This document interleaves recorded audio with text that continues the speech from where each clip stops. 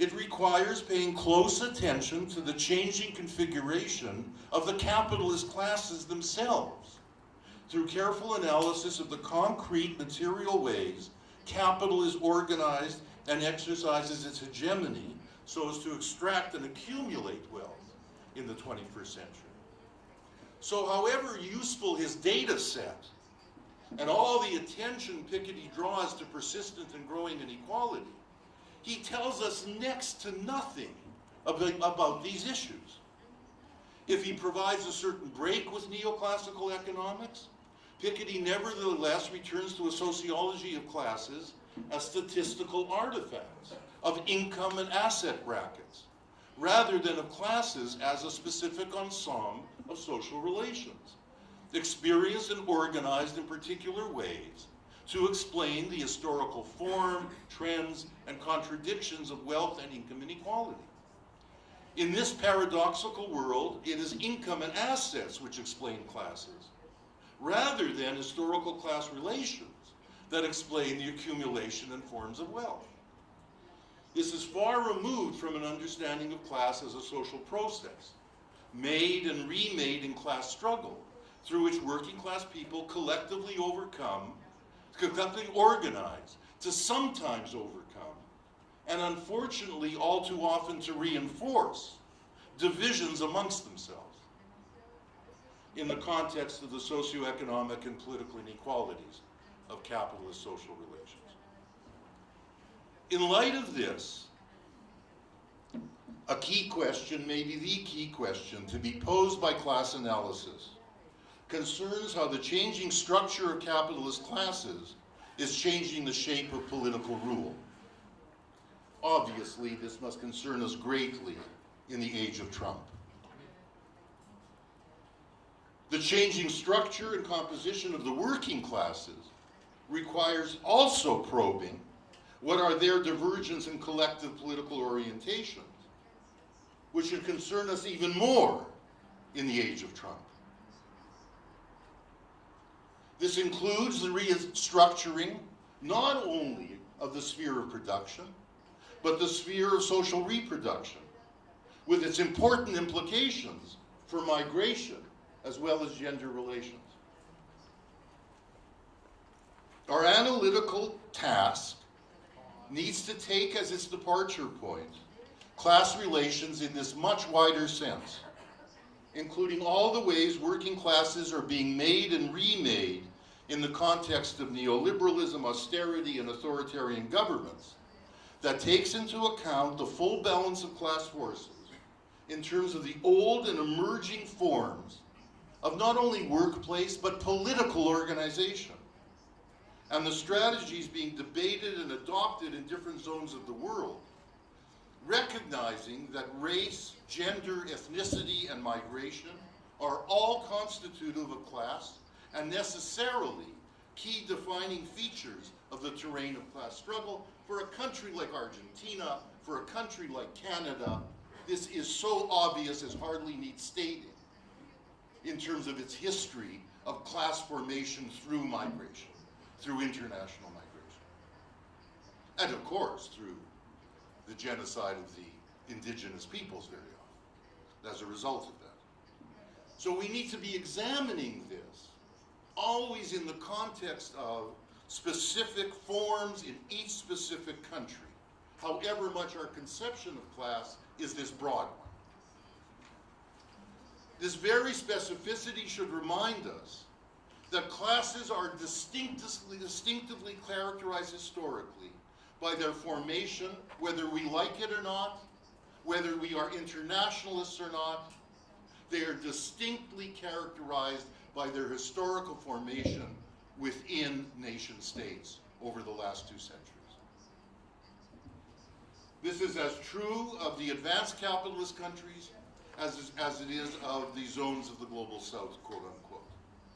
In fact, in today's global imbrication of all of these nation states into global labor markets, it is clear that workers' livelihoods, particularly those of migrants, even in a specific social formation of a specific country, are increasingly directly connected to household formation across borders. That doesn't change the specificity, however, of classes in specific social formations. It adds an interesting and important and complex dimension to it. But it doesn't erase the specificity of class formation within given national social formations. The major shifts in capital's financial, industrial, and occupational profiles, as the last quarter century has unleashed a profound restructuring of accumulation both technologically and geographically, has also entailed a major restructuring of capitalist classes themselves, especially in terms of the unprecedented combination and interpenetration of old and new capitals at a global level. Just as it's produced this interweaving of working classes at a global level. That's not to say, and here I disagree very strongly with people like Bill Robinson, that there is a global capitalist class which manipulates the world's nation states. Nothing like it. Indeed, the world's nation states, indeed the meeting on Monday and Tuesday of the finance ministers of the G20 were engaged in the difficult process of trying to align and coordinate the interests of distinctive ruling classes. A very difficult task in today's world. But it's very important as well, in this context, not to ignore, but to pay close attention to what is happening, not just to capital and labor, but to old and new middle classes. The use of the term middle class should not be seen by the left just as an ideological device, as a trope of political discourse to obscure fundamental social relations and potential conflicts between capital and labor. The middle classes are real. They're material. Indeed, there is an intensely material process taking place before our eyes involving capitalist and state strategies to the end of promoting petty bourgeois middle class formations as against trade union strategies of class formation and popular strategies of class formation. There is a class struggle going on about class formation that we need to pay very close attention to. Now, we don't do this by superficially mapping either the old or the new middle class in terms of white-collar or blue-collar workers. We don't do this by superficially mapping it in terms of industrial sectors of the economy and service sectors of the economy. We even don't do it by mapping productive and unproductive labor. I was saying to Cynthia yesterday that I wouldn't even go as far as her in saying that distinction is important analytically, but not politically. I think it's even very problematic analytically, insofar as reproductive workers in education and healthcare are so obviously indirectly engaged in producing productive labor. Insofar as bank workers, who are producing the financial commodities that through speculation are essential to integrated global production, the derivatives market that maintain the exchange markets, they too are indirectly productive for this type of capitalism. The calculations of profit may differ in relation to those workers, of course. But we don't map these things this way. Instead, we need to map them in terms of the way Marxists have always best understood this. The middle classes are composed either of independent commodity producers, people who have not been dispossessed of any vestige of means of production, or of petty merchants, who you see here on the street every day, who go and buy a few pencils and try to sell them to you at a slightly higher price than they bought them. That's how they survive. That's how they survive. The second way to identify them, and this often overlaps with status, of course, which is something we cannot ignore, is the role of coordination, supervision, and discipline in the production process and in the reproduction process. Those who are engaged in giving orders rather than taking orders in the hidden abode of production and reproduction. Those are the traditional and new middle classes. Now, if you want some examples, think of Joe the plumber. Joe the plumber was a figure much used in American electoral discourse. Right? Joe the plumber looked like a working class guy, but he was a businessman, a small entrepreneur. Right? An entrepreneur who was a small plumber who would come to your house and fix your toilet. Right? But he was a businessman, and his interest was in lower taxes, and insofar as he employed a few people, in paying lower labor costs. Right? And he was distinctively an entrepreneur, even though he was doing work that is similar, of course, to manual production, manual industrial production. Similarly, the foreman in the factory still plays that role. I think it has been the case that people like Arcady and Eric Olin Wright, who in the 70s predicted that there would be a proletarianization of that type of coordination and supervisory work in the factory, was largely right. But that's not to say they've by any means been expelled from either the production or the reproduction process. Far from it. We are seeing as well a new putting out system in the gig economy. It's a new putting out system in which people have their own means of production, their car, if they're an Uber or Lyft driver, right? But in order to be able to make a return on that, they need access to other means of production, the software that is provided by Uber or Lyft, right? But so there is a struggle going on here. Uber is constructing them as petty commodity producers. Those people who are trying to organize them, and sometimes winning, to have them treated as employees of Uber or Lyft, which is happening, are engaged in a struggle to turn those people into of class formation. A long and difficult process of working class formation. Similarly, in the state sector, the new public management has created an army of people, like yourselves in terms of education, who now sell themselves as entrepreneurs to the state. As management consultants, right? As data processors. Some of them work for KPMG, but not all of them do. Many of them are employed directly, individually, on individual contracts. And they work side by side with state employees who are unionized and who are often even militant in terms of their class and trade union orientations. There is a class struggle going on with a very material process behind it in which we are engaged.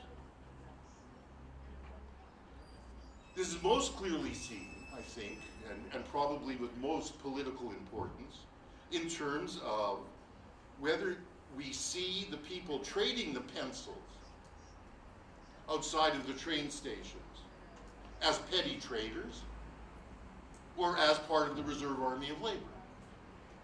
Whether they will be organized by CETEP or they will be organized by La Salada.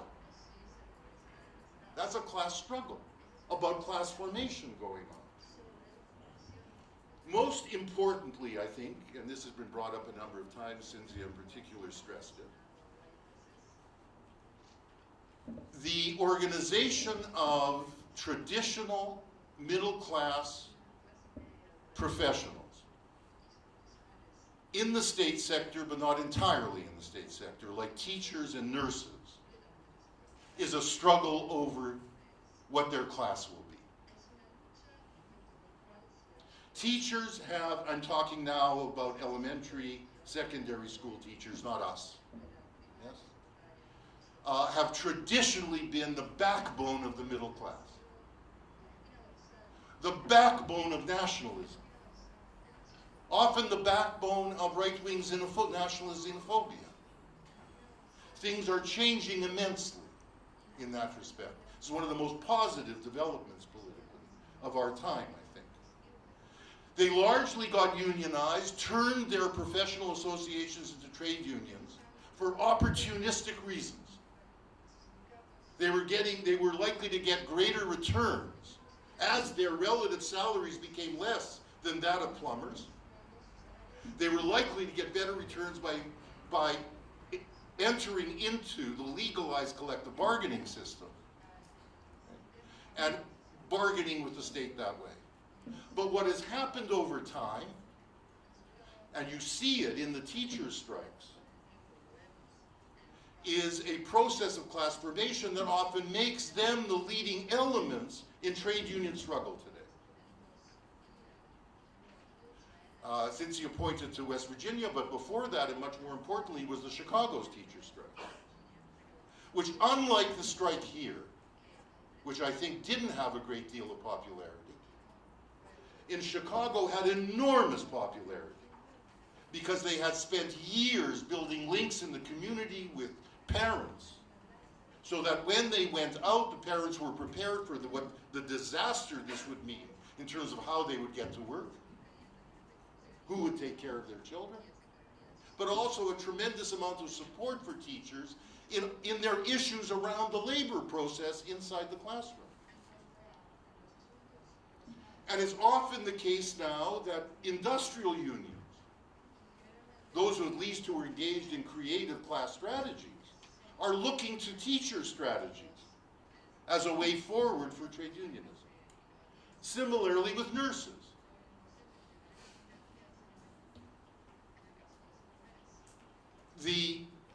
There's a book that I would strongly recommend to people if they don't know it. It's very widely read by people who do work on unions, class, the labor process in North America and Britain. It's a book by Jane McAlevey called Raising Expectations and Raising Hell. She was a union organizer and for SEIU, and she was sent to Nevada, which is a right to work, i.e. no formal collective bargaining, no legalized collective bargaining, right to work state. And she remarkably organized on the CIO 1930s industrial model 7 private profit hospitals, wall to wall. That is, not with nurses' unions and janitors' unions separately, but everybody in the hospital in a common union. In doing so, she identified what were the common issues, and the most important common issues, because it was so heavily a female labor force, was the time shift. Women needing to know when they would be required to be at work, and when changes would be made and when they needed to appear in the hospital. And this united the ICU, the intensive care unit nurse, with the woman who was preparing the food in the cafeteria. But what also united the ICUers with the woman who was preparing the food was the ability to say to the ICU nurse, you have put all of this into saving this human being, and then you don't care what shit they're fed the next morning? It's a remarkable book. It's really worth reading. That said, both teachers' unions and health sector unions, and of course most nurses' unions are very craft-oriented, are full of contradictions that relate to status and relate to the coordination and disciplining in the labor process,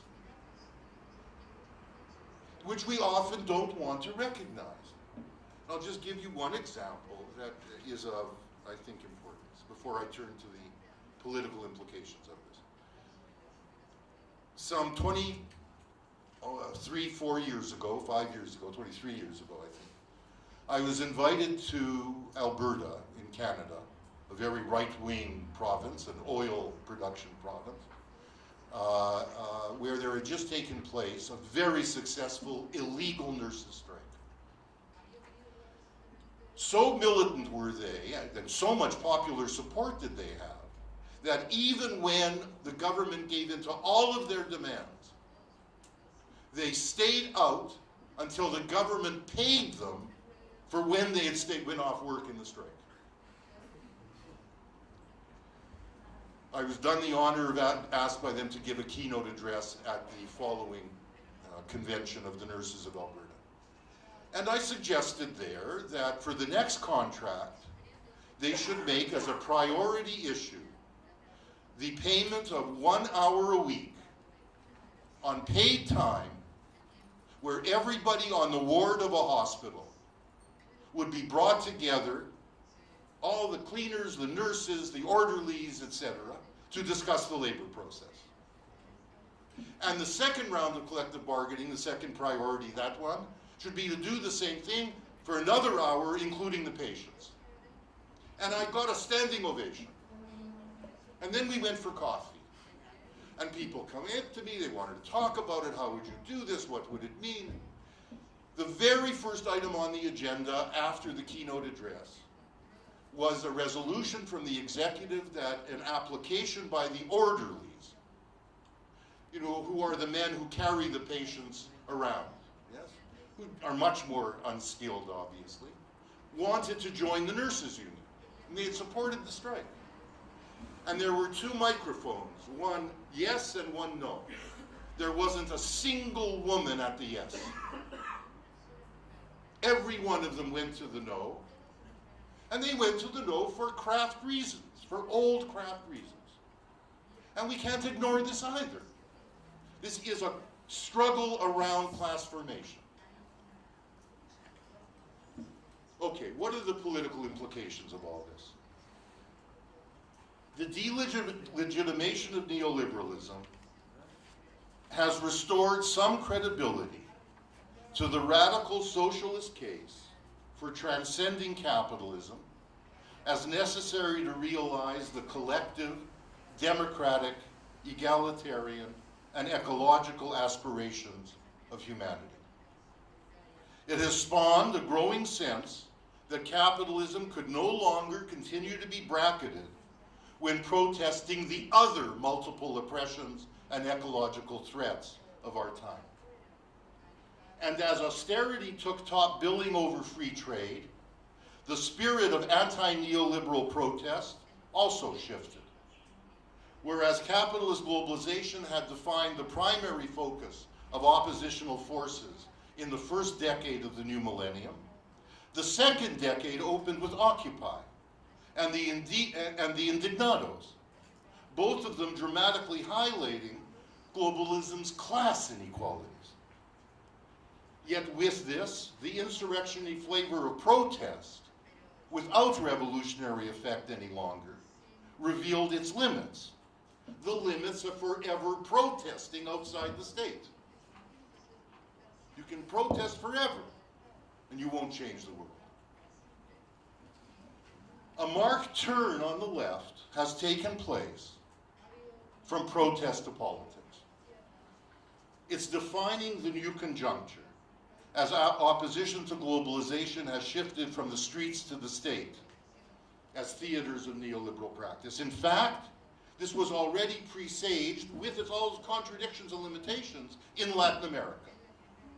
Most classically, of course, in Bolivia, where a movement of protest turned itself into a political party and took the state. Didn't transform the state, but took the state. But, you know, it also came out of the Curaçao, which eventually produced the Chavez phenomenon.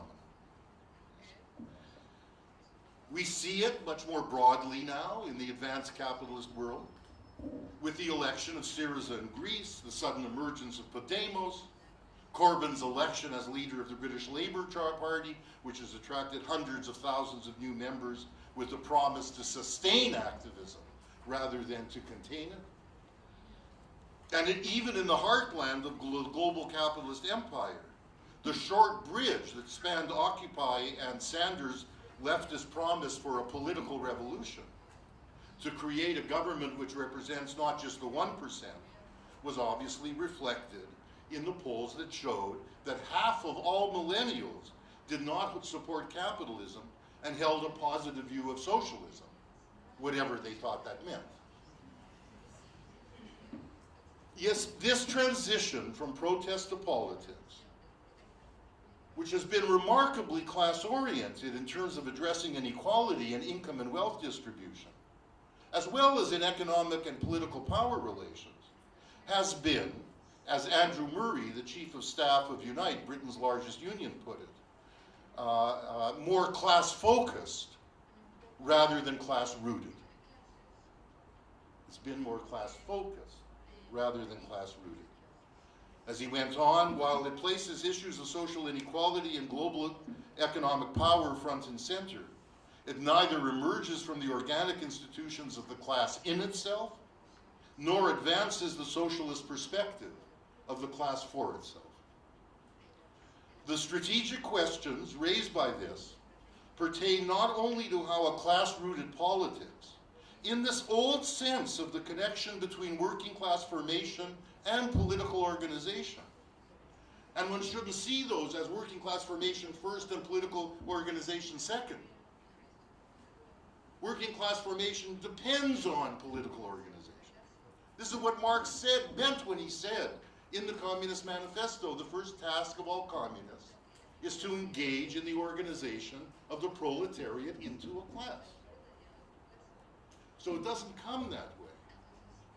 It's not how it happened historically. So it pertains to how a class-rooted politics, in the old sense of the connection between these two, could become revolutionary again today, given the tremendous and manifold changes in class composition and identity, as well as the great limits and failures of the old working class parties and trade unions. In light of those changes in class composition and class identity, the crucial question is, what could this mean in terms of new organizational forms and practices? So where does this leave us? Let me sum up.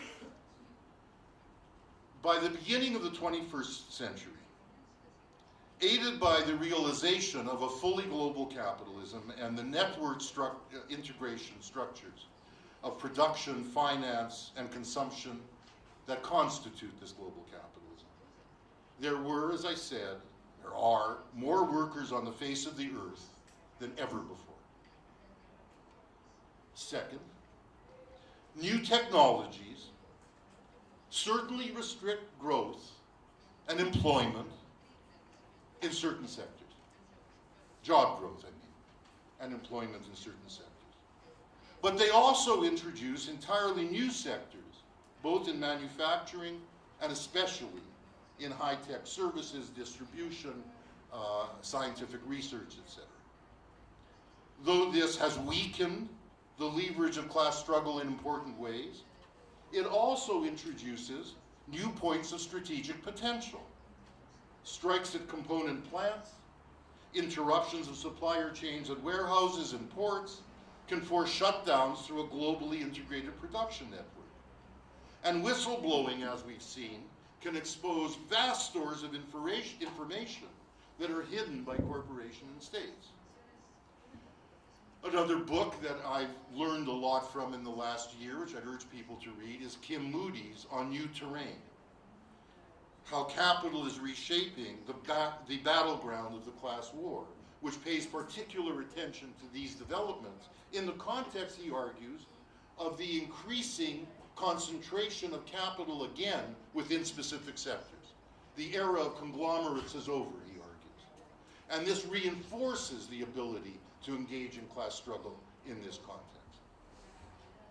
Thirdly, and out of this point about new technology, I do think we need to, as is our remit in all areas, as Cynthia was saying about social reproduction, as David Harvey said so well in his remarkable graph on Marx's understanding of the circuit of capital, we need to be engaged in making Marxism better. Not in going back to it, but in making it more applicable to what capitalism is. 2 centuries after Marx was born, 150 years after capital. For my own work, this especially has to pertain to the state. Until the 1970s, the weakest aspect of Marxist research.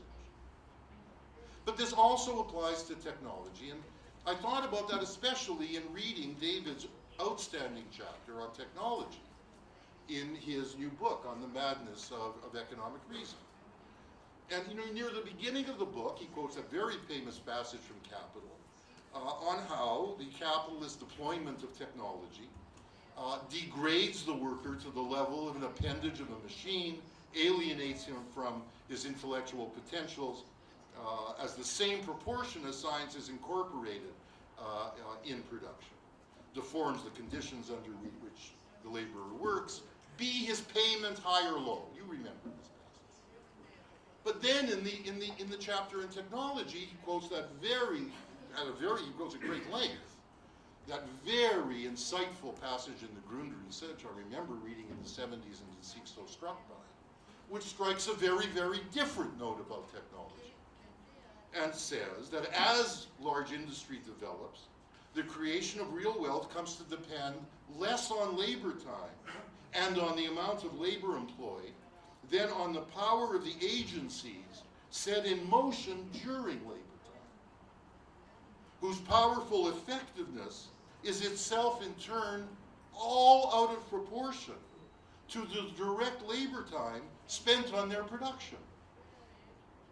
It depends rather on the general state of science and on the progress of technology, the application of science to production.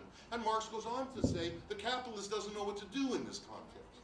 If he's trying to measure profit only in terms of variable capital, what he can extract from that one worker who's putting this mass of social labor to work, it's absurd. He can't measure it that way. And as unfortunately was too often the case in Marx, and even more unfortunately, much more the case in Engels, and it shows itself in the following volumes of Capital, Marx ends with, well, this has to mean that capitalist production will come to an end. Of course, 150 years later, we know it doesn't mean that capitalism comes to an end. It will never come to an end, even if it looks like Blade Runner, until we end it. And he ends that passage by actually speaking of a contradiction, rather than it coming to an end necessarily. And we need particularly to work on this, which I don't think we do in our discussions of technology. Finally, just 2 points. One on precarity and one on the role of parties and unions in class formation. The precarious conditions workers increasingly face today, and they face them by virtue of the generalization of precarity, even if they are in stable employment conditions, even when they belong to unions. This speaks not to a new class division between precariat and proletariat. Rather, it reflects how previous processes of working class formation and organization have become undone.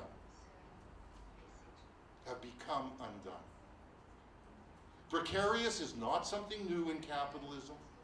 Employers have always tried to gain access to labor when they want it, dispose of it as they want to, and in between to use it with as little restrictions as possible.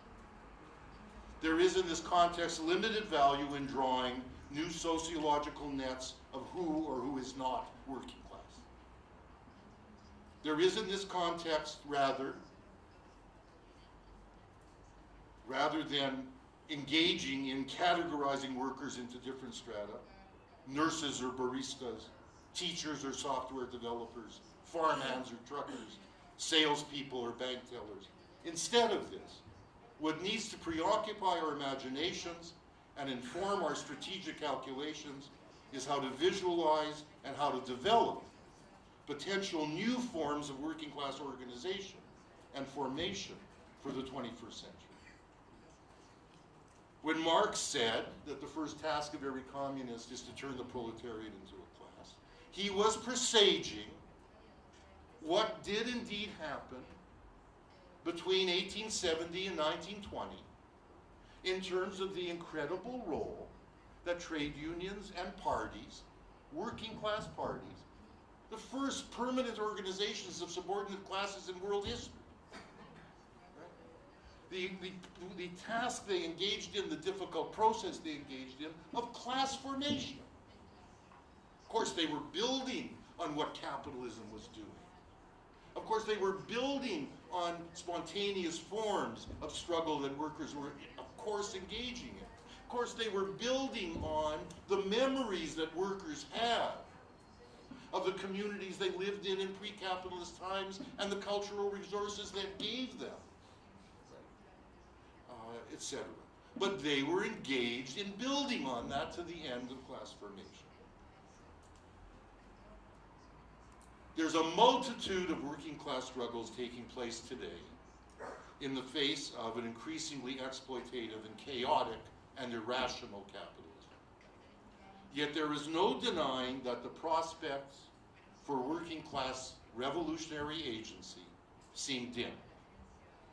It was factors internal to working class institutions, their contradictions, their weaknesses, which allowed in the developing as well as the developed countries for the passage of free trade, the liberalization of finance, the persistence of austerity, the further commodification of labor power, the restructuring of all dimensions of economic and social life in today's global capitalism.